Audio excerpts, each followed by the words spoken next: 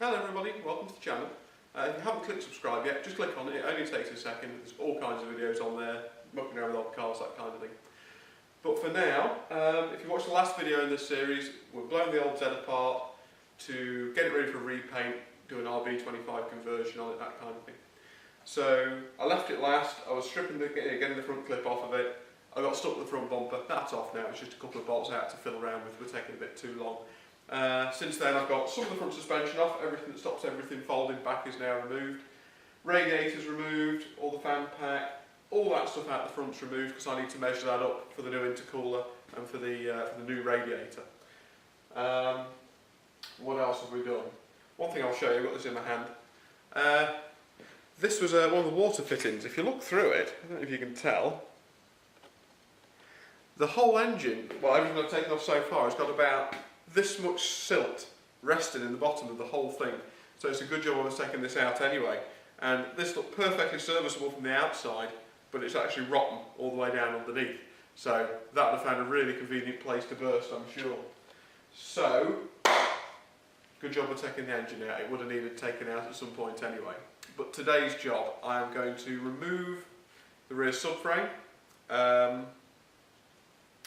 I want to have a look at that, make sure there's no rot on it. It doesn't look like there is, but the underneath of the car is going to be painted anyway, so it's all going to come down. I've been on a really good website actually, where you can type in the VIN number of your car and it'll tell you it's spec from new, when it was made, basically everything the VIN number will tell you to decode it. I just googled VIN number decoder. This car, it turns out, was made in December '86. It's not an '88 like I said it was. It's a GL model, obviously built for the European market. And one thing I did find out, which is probably one of the reasons it didn't accelerate very well, is it's got something like a 3.2 to 1 ratio rear diff in it. That can't stay if we're putting a big engine in it. A couple of reasons for that. One, it's not limited slip, it's an open diff. So that's not going to be any use at all. As soon as the RB that goes in here climbs on the cams and the turbo, all it'll do is turn one tyre to smoke. And the other thing is, way too high ratio. I don't want it that high. The RB will probably rev to about 9,000 RPM, quite a lot more than this thing ever did. And it'd just be too much. It'll be really, really horrible to drive around town, and it'll have a top speed theoretically probably of about 230 miles an hour. Absolutely useless. So it turns out it's a Nissan 300 diff. You can get the guts out of an R33 Skyline, put either a very, very heavy duty limited slip in there or a mini sport or something like that, and it'll bring it down to about 4.1, 4.2 to 1. A lot better. That's going to bring the torque curve all the way down.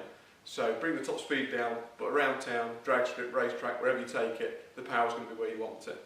So today, subframe out, one of those videos where we run around a lot, and we'll have a look through that, see what we need to do to it. It's all going to be powder coated, and I found a company that do really nice aluminium wishbones and track rods and all that kind of stuff for it. So I'll disappear underneath there now. I've got it up on axle stands. It's a bit tight under there. I don't think we're going to be able to get the camera under, but we'll drag it out and have a look. Sounds good.